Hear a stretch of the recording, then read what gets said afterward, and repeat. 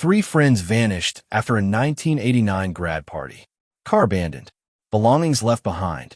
Zero traces for 35 years. Then, a single photo exposed a secret someone will kill to bury. A witness died hours before she could talk. Who is watching from the shadows? Subscribe and hit bell icon now. Uncover the truth before it vanishes again. You won't believe where this ends. The warm June night in 1989 smelled of cut grass and freedom. Oakwood High's graduation party pulsed with life at the old Henderson farm, its fields dotted with flickering bonfires and parked pickup trucks.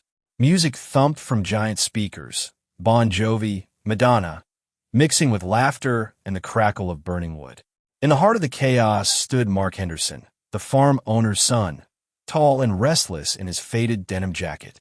Beside him, Jake Riley fidgeted, his camera hanging loose around his neck, forever capturing moments he felt too shy to join. And Lisa Chun, sharp-eyed and practical in her bright yellow windbreaker, watched them both with amused exasperation. They were 18, the future a wide-open road after tomorrow's ceremony. Best friends since 4th grade, bound by shared secrets and small-town boredom. "Come on, Mark," Lisa shouted over the music, nudging his arm. "Stop brooding like some tragic hero. Dance." Mark shook his head, his gaze drifting past the dancers to the dark tree line bordering his family's land. "Just feels weird. Last night, everything's normal. Tomorrow," he trailed off, kicking a loose stone. Jake lifted his camera, the flash momentarily blinding. "Capture the evidence," he joked weakly. "Proof we actually had fun before real life starts." Lisa rolled her eyes but smiled. "Real life? We're going to community college 30 miles away. It's not exactly Mars." Still, a shadow crossed her face. Things would change. They all felt it. Around midnight, the party's energy began to fray. Fights broke out near the keg, voices slurred and angry. The air turned chilly, the bonfires seeming smaller against the vast, star-sprinkled Indiana sky. Mark pulled his keys from his pocket, jingling them nervously. "Had enough," he muttered, his earlier restlessness sharpening into unease. "This place feels wrong now." Jake lowered his camera. "Yeah. My dad'll kill me if I'm later than 1. Lisa zipped her windbreaker up to her chin. "All right, let's blow this popsicle stand. But you drive, Mark. No funny business." She pointed a finger at him, half serious. Mark's old blue Chevy pickup was legendary for its rattling engine and questionable brakes. He offered a lopsided grin. "Scout's honor, Chun. Straight down Miller's Lane, home in 20. They piled into the truck, Mark driving, Jake squeezed in the middle, Lisa by the passenger window. The engine coughed to life, headlights cutting twin beams through the drifting smoke and lingering groups of kids. As they bumped down the rutted farm track towards the main road, Lisa leaned her head against the cold glass. "Promise me one thing," she said quietly. "What?" Mark asked, squinting into the dark. "Whatever happens tomorrow, we stick together. The Three Musketeers, right?" Jake nudged her shoulder. "All for one." Mark gripped the steering wheel tighter. "Yeah. Always." The headlights caught a weathered sign as they turned onto Miller's Lane. Oakwood, 5 miles. The truck accelerated, its worn tires humming on the asphalt. Behind them, the farm's lights dwindled to faint, distant stars. Ahead, only the tunnel of the headlights and the deep, silent woods pressing close on either side. No one saw them leave the main road. Miller's Lane was a straight shot back to town, paved and well-traveled. But the next morning, Mrs. Eleanor Gable, walking her collie at dawn down a rarely used dirt track called Spruce Hollow Road, found the blue Chevy. It sat perfectly parked, almost neatly, under the dripping branches of an ancient oak tree, 2 miles off Miller's Lane in the opposite direction of town. The engine was cold. The driver's door hung slightly open. Inside, everything was orderly, yet chillingly incomplete. Jake's beloved camera lay on the worn bench seat, its film compartment empty.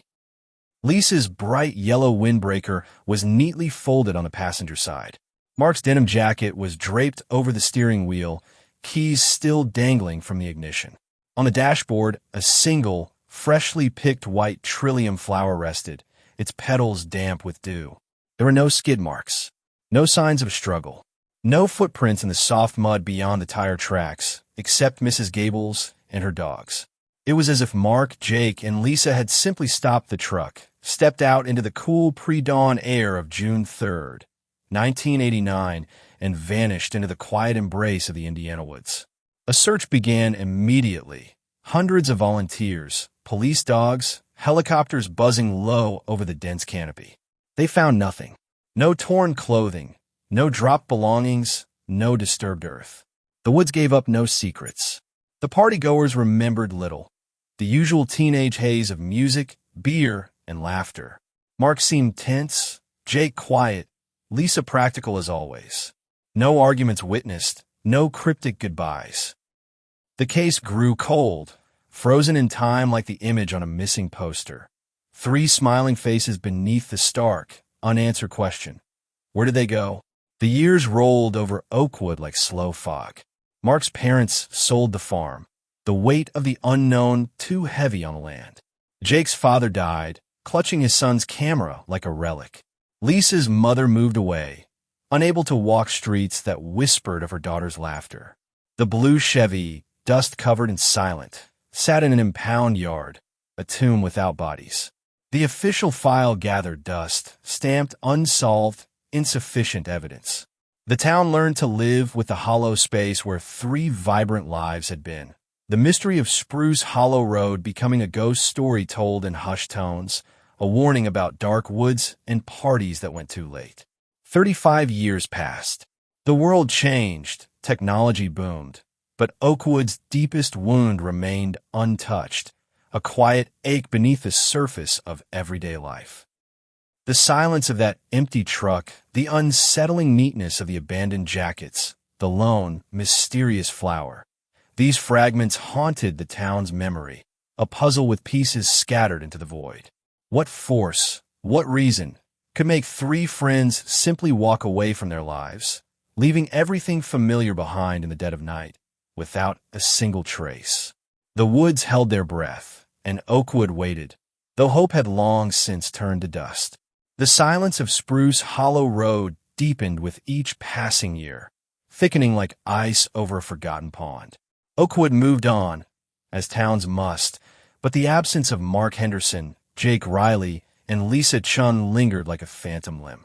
Their faded faces still stared from yellowed flyers, sometimes found tucked in old books at the library sale, a stark reminder of the chill that never truly left the Indiana air. 3 decades of snow buried old footprints. 3 decades of rain washed away hopes. 3 decades of leaves covered the ground where the blue Chevy had rested. The case file, labeled simply Miller Lane Disappearance, sank deeper into the cold storage of the county sheriff's archives, a monument to the unbearable lightness of vanishing. Then, in the brittle cold of January 2024, a ripple disturbed the stagnant water. Benjamin Carter, a lanky history student interning at the Oakwood Historical Society, was tasked with digitizing old local newspapers. His fingers were numb from the dusty air and the chills seeping through the archive's single-pane windows. He was scanning microfiche from the chaotic week after the graduation party, his eyes glazing over reports of bake sales and tractor pulls. Flipping to the Oakwood Gazette dated June 8, 1989, a small, unassuming paragraph tucked near the obituaries snagged his attention. Asterisk Sheriff's Update. Search for graduates intensifies. While the primary search area remains focused on the Spruce Hollow vicinity and surrounding woodlands, investigators report following up on a potential lead received yesterday. An anonymous caller suggested revisiting the initial party location at the Henderson farm property. Deputies conducted a thorough walkthrough of the barns and outbuildings, but found nothing of immediate relevance. The investigation continues. Asterisk. Ben frowned. It was standard, bland reporting, but something about the mention of the barns nudged a memory. He recalled his grandmother, who'd lived near the old Henderson place, mentioning how kids used the big hayloft in the main barn as a secret hangout. Place was practically a clubhouse, she'd said once. Walls covered in scribbles. On a whim, fueled more by the monotony of his task than any real expectation, Ben decided to cross-reference. He pulled the thick, leather-bound ledger labeled Evidence Inventory. Miller Lane disappearance from high shelf. Dust motes danced in the weak winter light as he opened it. The entries were meticulous. Asterisk Chevrolet pickup, blue, registration. Camera, Pentax K1000, serial. Windbreaker, yellow size, asterisk. His finger trailed down the list. Item 17, photographic film. One roll, undeveloped, recovered from camera. Item 18, miscellaneous personal effects. See subinventory B. Asterisk. Item 19, floral specimen. White trillium, single stem, from vehicle dashboard. Asterisk. Item 20, debris collected from vehicle interior. Vacuum contents. Asterisk standard procedure. Then, near the bottom of the page, a single line, almost an afterthought. Item 21, photographic print, 1-1, discovered June 7th, 1989, location, Henderson Barn Loft, West Wall, asterisk. Ben's breath hitched. Photographic print, found in the barn. After asterisk, the truck was discovered, and it wasn't mentioned in the newspaper report about the barn search. Why wasn't this photograph with Jake's camera? Why was it left in the barn? His heart began a slow, heavy thud against his ribs. He flipped through the ledger. There was no sub-inventory for item 21. No description. No mention of it in the subsequent investigation notes he could find. It was as if the photograph had been logged and instantly forgotten, buried under the weight of the larger, more baffling mystery of the empty truck.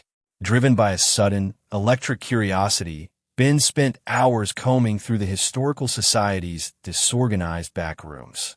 He pulled down dusty boxes labeled miscellaneous, sheriff donations, 90s, his fingers black with grime. Finally, tucked inside a crumbling cardboard box filled with faded traffic violation forms and lost pet notices for 1991, he found it. A slim, unmarked manila envelope. Inside, protected by a brittle, yellowing sheet of tissue paper, was a single photograph. It was a Polaroid, the colors slightly faded but remarkably preserved. The harsh flash illuminated a scene Ben recognized instantly from his grandmother's descriptions. The hayloft of the Henderson barn. Rough-hewn wooden beams framed the shot. Hay bales were stacked haphazardly in the background. And in the center, caught mid-laugh, arms slung around each other's shoulders, were Mark, Jake, and Lisa. It was them, undeniably. Mark's lopsided grin was wide, his eyes crinkled. Jake looked less shy, caught in a genuine moment of joy, his camera absent. Lisa was beaming, her bright yellow windbreaker unzipped, head thrown back. They looked happy, carefree, radiating the pure, uncomplicated energy of that final night before adulthood beckoned. But it wasn't the familiar faces that stopped Ben's heart. It was the figure behind them.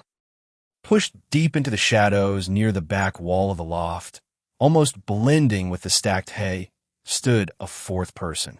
The flash hadn't reached them well. They were mostly silhouette, a tall, lean shape. One hand was raised, partially obscuring their face, as if startled by the camera's flash. The other hand rested on a hay bale beside them. They wore dark clothing, a jacket or a heavy shirt. Their posture wasn't threatening, exactly, but watchful. Intent, utterly out of place in the intimate snapshot of the three friends. Ben's fingers trembled as he held the photo closer to the dim light bulb overhead. The anonymous figure wasn't looking at the camera. Their obscured gaze seemed fixed intently on Lisa. Or maybe Mark. It was impossible to tell for sure. The date stamp in the bottom corner of the Polaroid was faint but legible. 06-02-89, 11:47 p.m.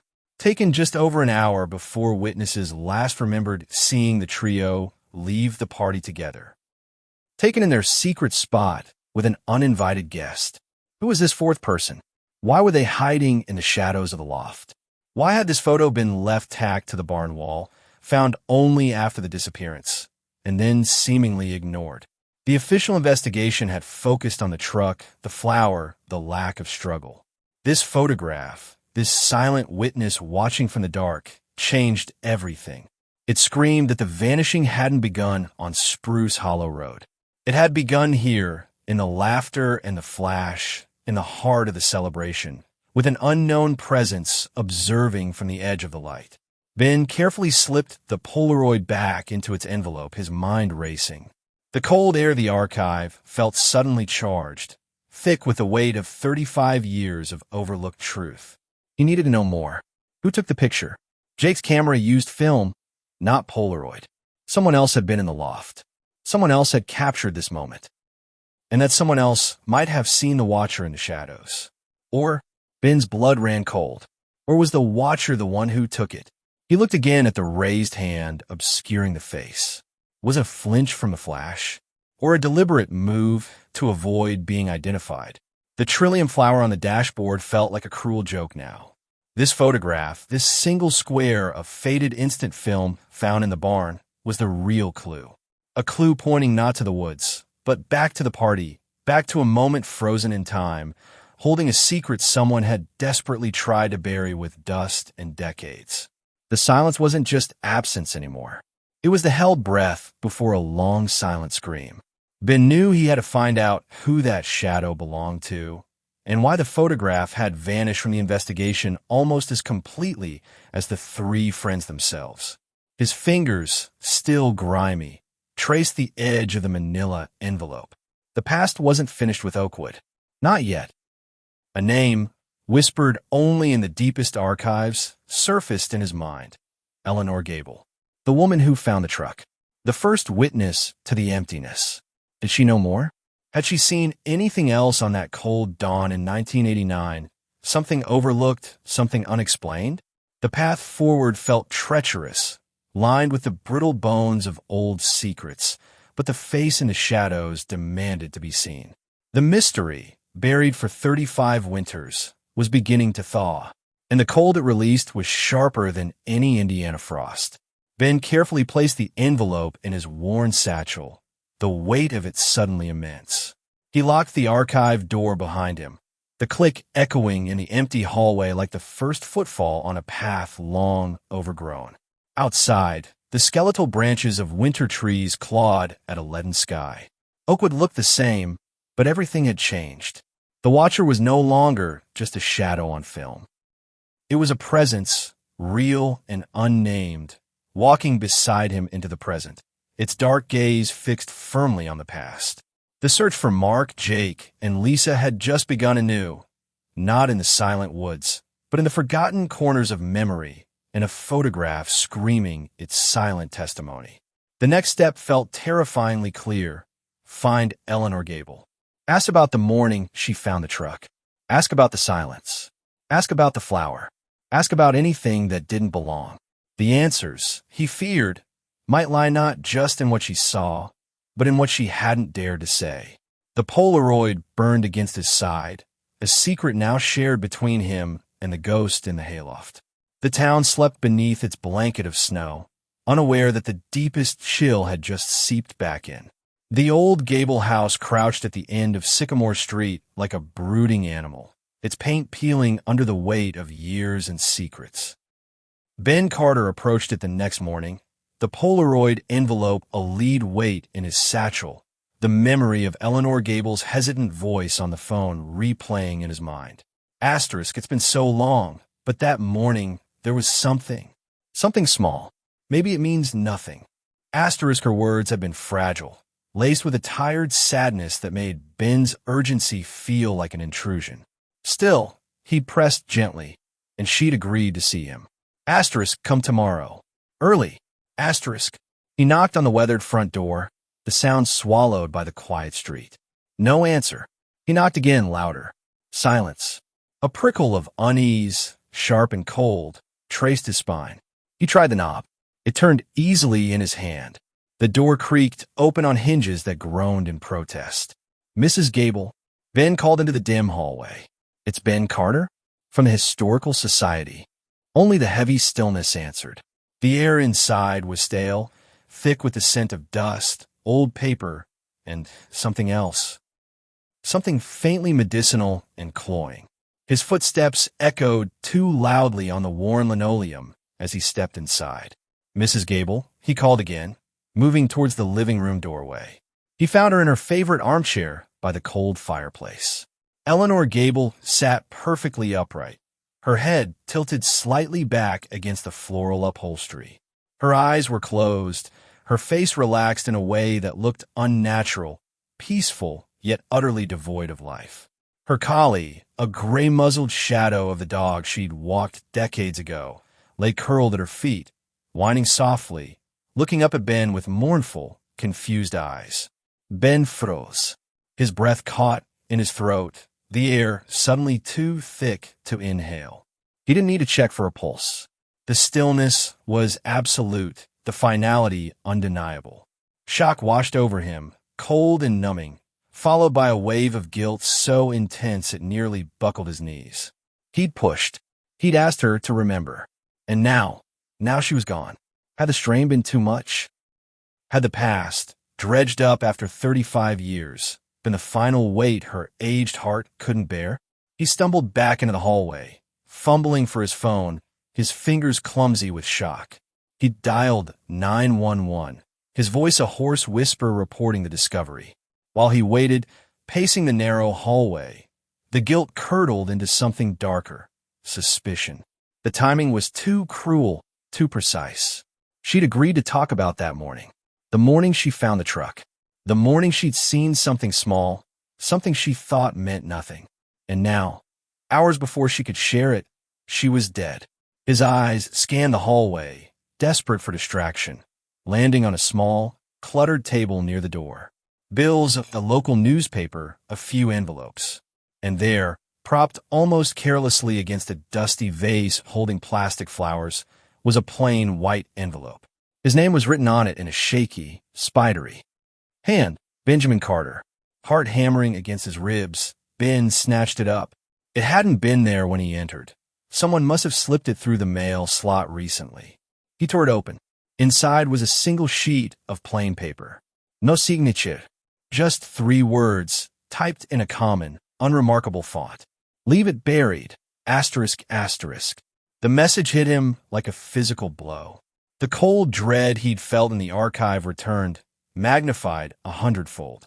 This wasn't coincidence. This wasn't a frail heart giving out. Eleanor Gable's death, right before she could speak, and this warning, they were connected. Deeply, terrifyingly connected.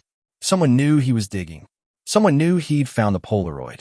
Someone wanted the truth about Mark, Jake, and Lisa to stay lost forever. And they were willing to silence anyone who threatened to uncover it. The wail of sirens cut through the morning quiet, growing rapidly louder. Ben shoved the typed note deep into his pocket, the paper feeling like ice against his skin. He forced himself to take deep breaths, trying to compose his face into an expression of shocked grief, not the raw terror churning inside him. Deputy Sarah Miller, a woman in her late 40s with a no-nonsense face framed by graying blonde hair, pulled into a tight bun, was the first through the door. Her sharp eyes took in Ben's pale face, the open door, and the still figure in the armchair visible from the hall. Mr. Carter? Her voice was crisp, professional. I found her, Ben stammered, the tremor in his voice genuine. I had an appointment. The door was unlocked. Deputy Miller nodded tersely, directing the paramedics past Ben into the living room. She studied Ben, her gaze lingering on his satchel. Appointment? What for? Ben hesitated. The Polaroid felt like a beacon in his bag. The typed note burned in his pocket. Asterisk, leave it buried. Asterisk, I work at the Historical Society, he said, choosing his words carefully. I was researching some local history, the old Henderson farm. Mrs. Gable lived near there years ago. I thought she might remember some details. It wasn't entirely a lie, just a careful omission of the specific history he was researching. Deputy Miller's expression didn't change, but Ben sensed a flicker of skepticism. The Henderson farm? That's quite a ways from here. Why Mrs. Gable specifically? She found something once, Ben said, the words feeling thick. A long time ago. I thought she might recall the area. He didn't mention the truck. Not yet. The connection felt too dangerous to voice aloud. The deputy made a note in her pad. Found something? What sort of thing? Ben faltered. I'm not entirely sure. Just something from the past. He felt trapped, the web tightening. He couldn't mention the disappearance without revealing the Polaroid, and he couldn't reveal the Polaroid without exposing the threat. Deputy Miller watched him for a long moment, the silence punctuated by the low voices of the paramedics confirming the obvious in the other room. "We'll need a formal statement, Mr. Carter. Wait outside, please." Ben stood shivering on the frosty porch, the cold air doing little to clear his head. He watched the subdued activity inside the house, the official confirmation, the somber preparations. He thought of Eleanor Gable, walking her collie down Spruce Hollow Road at dawn 35 years ago, finding that silent, empty truck. What had she seen? What small detail had she carried all these years, only to take it to her grave? And who was so desperate to keep it there? Later, at the small, cluttered sheriff's office, Ben gave his formal statement. He stuck to his story about researching Henderson farm history. He mentioned nothing about the disappearance, the Polaroid, or the threatening note. He described finding Eleanor, the unlocked door, the peaceful scene. Deputy Miller listened, her pen scratching on the paper, her expression unreadable. When Ben finished, she leaned back in her chair. "Sad business," she said, her voice devoid of inflection. "Old age, likely. Heart just gave out. Happens." She closed her notebook. "We'll be in touch if we need anything else, Mr. Carter. Try not to dwell on it." Ben nodded mutely, the dismissal clear. As he stood to leave, a thought struck him, reckless but necessary. "Deputy Miller, you were around back then, right? When those 3 kids disappeared after the graduation party?" Her eyes snapped to his, sharper now. "I was a rookie. Why do you ask?" Ben shrugged, trying to look merely curious, not terrified. "Just reading old newspapers. It's a big part of the town's history. Did they ever find anything else? After the truck?" Miller's gaze hardened slightly. "The file's closed, Mr. Carter. Insufficient evidence. Just one of those sad, unsolved things." She stood up, signaling the end of the conversation. "Focus on your history project. Some chapters are best left unread." Walking back to his tiny apartment, Ben felt the deputy's words echo the typed warning. Asterisk, leave it buried. Some chapters are best left unread. Asterisk, but the image of the shadowy figure in the barn loft, the unnatural neatness of the abandoned truck, and now Eleanor Gable's sudden, perfectly timed death. They screamed that this chapter wasn't finished. It was being violently suppressed. That night, under the weak glow of his desk lamp, Ben spread his meager clues out like pieces of a shattered puzzle. The Polaroid with its watching shadow, the note with its chilling command, and his own scribbled recollections of the evidence ledger, the white trillium flower. He stared at the faded image of the trio laughing, oblivious to the presence behind them. Who were you? Why were you watching? What happened between this moment in the hayloft and the silent truck on Spruce Hollow Road? He remembered Eleanor's words. Asterisk, something small. Asterisk, he thought of the flower on the dashboard. A trillium, native to woods, but also sometimes cultivated. A peace offering? A marker? A goodbye? He opened his laptop, his fingers trembling as he began a new search. Not in dusty archives this time, but in the digital world. He searched for white trillium meaning. Trillium, Indiana, Henderson farm flowers. Mostly botanical information. Then, on a local gardening forum archive buried deep in the search results, he found an old post from a user named Oakwood Green Thumb, dated back to 2007.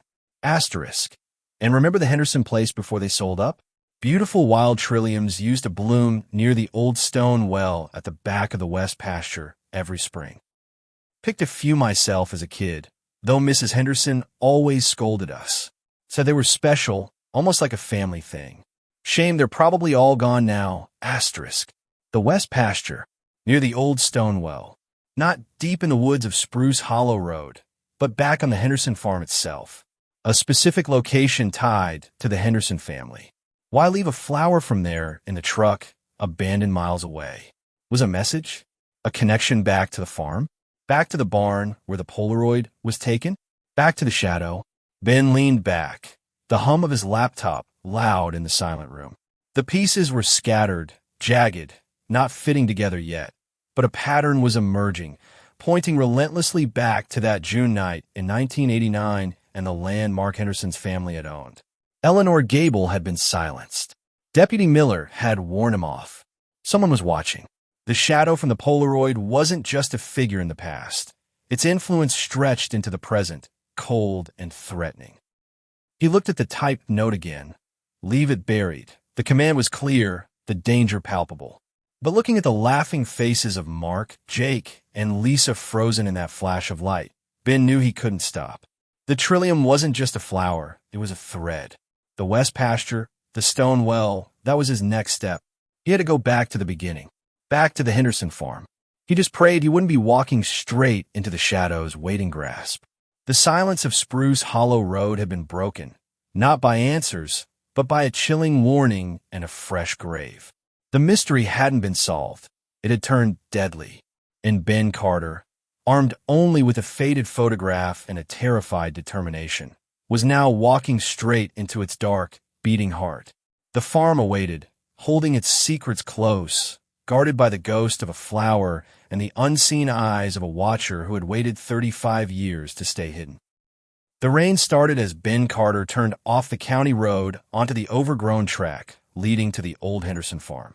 It wasn't a downpour, but a cold, insistent drizzle that blurred the skeletal outlines of leafless trees and seeped through his jacket. The windshield wipers scraped a weary rhythm against the glass, the only sound besides the spatter of rain and the crunch of gravel under his tires.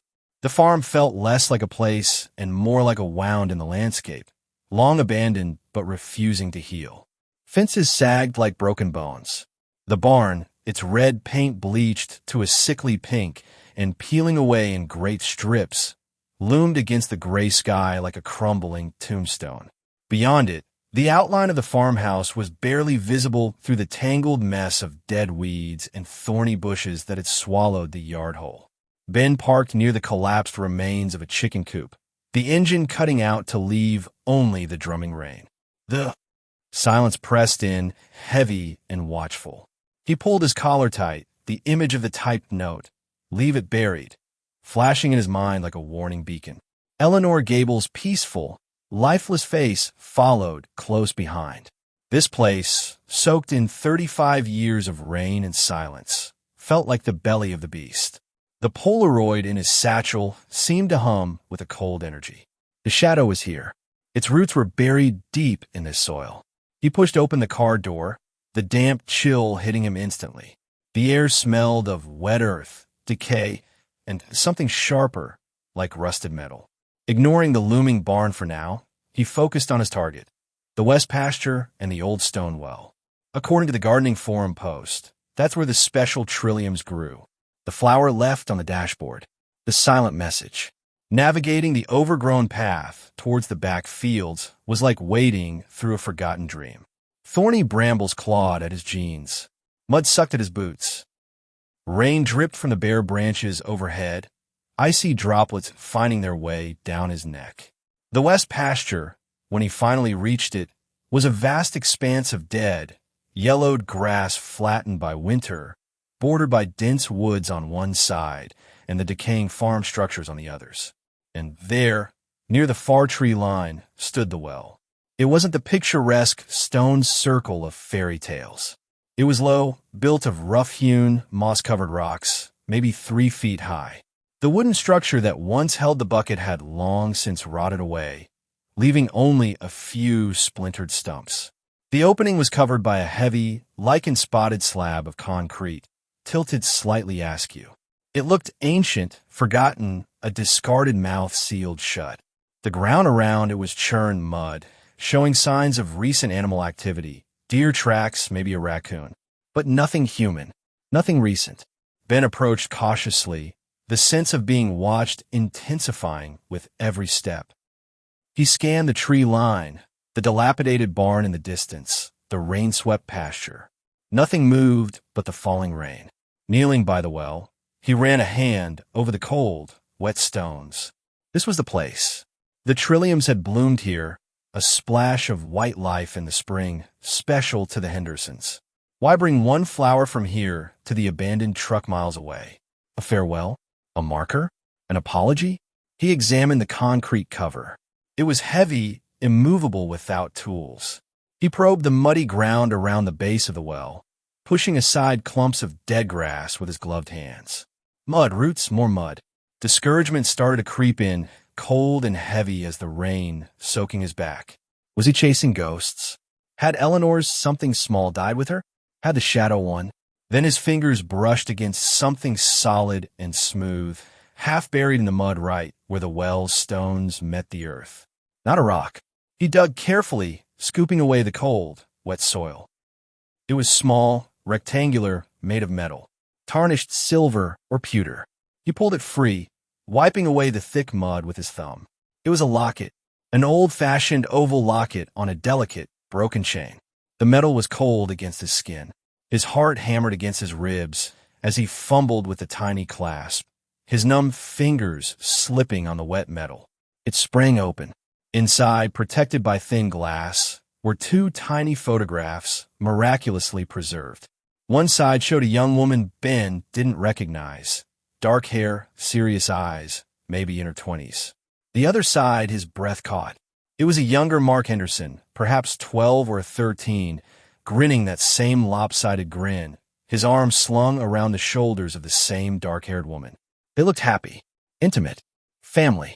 Ben stared, rain dripping from his hair onto the open locket. Who was she? Mark's mother had been blonde, a fact recorded in the old newspaper articles. This wasn't her. An aunt? A family friend?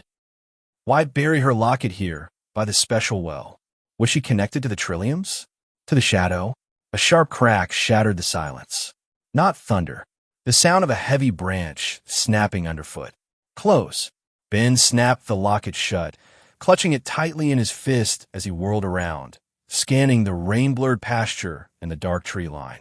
Adrenaline flooded his system, cold and sharp. He saw nothing immediately, just the swaying branches and the curtain of rain. But the feeling of being watched solidified into a terrifying certainty. He wasn't alone. Another sound, a low, guttural scrape like stone on stone, coming from the direction of the barn. He didn't wait. Instinct screamed at him to run. He shoved the locket deep into his jacket pocket and scrambled to his feet, slipping in the mud. He didn't look back. He ran, legs pumping, boots splashing through puddles, heading blindly back toward his car. The rain stung his face. The barn loomed larger as he passed it, its gaping doorway like a dark eye. He thought he saw movement deep within that darkness, a deeper shadow shifting, but he didn't stop. He didn't dare. He reached his car, fumbling with the keys, his hands shaking violently. He yanked the door open, threw himself inside, and slammed it shut, locking it with a frantic click. He jammed the key into the ignition. The engine roared to life. Only then did he risk a look back through the rain-streaked windshield. The pasture was empty. The well stood silent. The barn doorway was a void. Nothing moved. Had he imagined it? The branch? The scrape? The shadow in a barn? But the locket was real, a cold, hard weight in his pocket. The fear was real, coppery and sharp on his tongue. He drove back towards Oakwood too fast, the tires skidding on the slick road. He needed answers. He needed safety. He needed to understand the woman in the locket. Back in his tiny, damp apartment, Ben spread his meager clues on the rickety table. The Polaroid with its watching shadow, the threatening note, and now the tarnished locket. He carefully opened the locket again, studying the faces. The woman's serious gaze seemed to hold a secret. Mark's youthful grin felt like a cruel echo of the laughing boy in the barn photo. He searched online, combing through digitized local records, old Henderson family trees posted on genealogy sites. Anything. Hours later, bleary-eyed and exhausted, he found a fragment. A birth announcement in a scanned microfiche of the Oakwood Gazette from 1972. Asterisk, Mr. and Mrs. Robert Henderson announced the birth of their son, Mark William Henderson. Asterisk standard. But below it, a smaller notice, almost an afterthought. Asterisk, the Henderson family also mourns the recent passing of Margaret Maggie Vance, beloved cousin and longtime companion to the family. Service is private. Asterisk. Maggie Vance. The name meant nothing. No photo. No further details. Companion? Was that her? The woman in the locket? Cousin? Companion? What did it mean? A heavy knock on his apartment door made him jump, his heart leaping into his throat. He froze, staring at the door. Another knock, firm, insistent. Not the timid tap of a neighbor. Slowly, cautiously, he approached, peering through the peephole. Deputy Sarah Miller stood in the dim hallway, rain glistening on her sheriff's department jacket. Her face was set in its usual stern lines, but her eyes held something else, a weary resignation, perhaps, or a deep-seated worry. Ben unlocked the door, opening it just a crack. Deputy Miller. Mr. Carter. Her voice was flat. Can I come in? We need to talk. He hesitated, the warning notes screaming in his mind, but curiosity and a desperate need for answers overruled caution. He stepped back, letting her in. She stood just inside the small space, her presence making the room feel even smaller. Her eyes scanned the cluttered table, lingering for a fraction of a second on the open locket beside the Polaroid. Ben quickly swept the threatening note under a book. You went out to the Henderson place today, she stated, not a question. Ben swallowed. Yes, historical research. Like I said, research. She repeated the word slowly, tasting its inadequacy. That place, it's not safe, Mr. Carter. Structurally unsound. Trespassing, technically. She paused, her gaze finally meeting his directly. There was no anger there, just a profound exhaustion. Eleanor Gable's death hit the town hard. Old wounds, they get prodded, sometimes they bleed. Ben found his voice. Did they bleed back in '89, Deputy? When you were a rookie, did you see something? When you searched the barn, did you see this? He couldn't stop himself. He picked up the Polaroid, holding it out towards her, the image of the three friends in the shadow clear. Deputy Miller flinched, almost imperceptibly. Her eyes locked onto the photograph, not with surprise, but with a deep, old pain. She didn't reach for it. She didn't need to. She knew it. Where did you find that? Her voice was low, tight. The archives. Item 21. Logged and forgotten. Ben Prost, Sensingokrak. Who was it? Who was watching them? Miller looked away, out the rain-streaked window. Silence stretched, thick and uncomfortable. When she spoke again, her voice was barely a whisper, heavy with years of carrying the weight. We didn't know. Not then. We saw the photo. Found it tacked up in a loft the day after we found the truck. We thought maybe it was important. But the focus was the truck, Spruce Hollow, the woods, the lack of anything. And then she trailed off, her jaw tightening. And then what? Ben prompted, his heart pounding. And then the chief got a call. She met his eyes again, hers bleak. From someone high up, not local. Told him to box it all up.